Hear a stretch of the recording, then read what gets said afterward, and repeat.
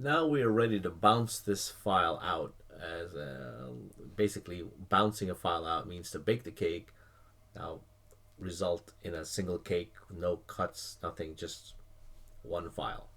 All right. I'm going to close this little window here. So how do you bounce? How do you bounce out? So let's say you only wanted to bounce out a particular number. So this particular number with my hand grabber tool, 7. right? So if you want to bounce out just one number, and I want you to do this, so select any of your. Why don't we select your name? That one. That was easy. Leo. Like that. Select your name. You're gonna go File, Bounce to Disk. All right. So from the top down, it should say headphones.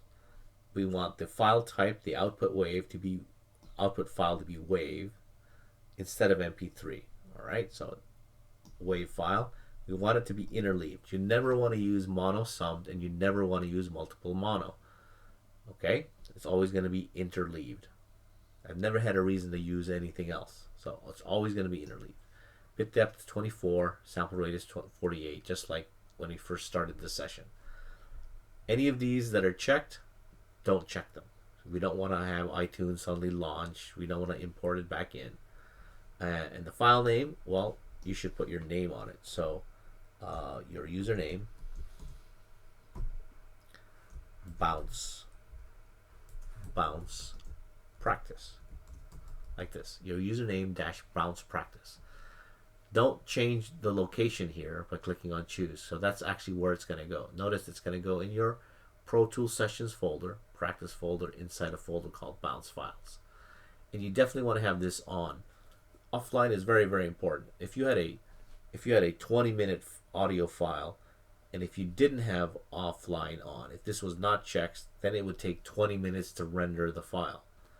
If you do have this on, then it'll take much less than 20 minutes to render the file. So this makes it a fast process. That's why it's on by default. Go ahead and hit bounce.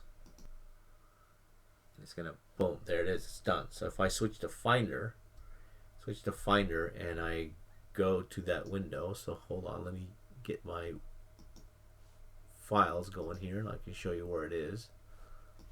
All right. So here are digital media files, Pro Tools sessions, practice, bounced files. There is my bounced files. Just click on it, hit spacebar,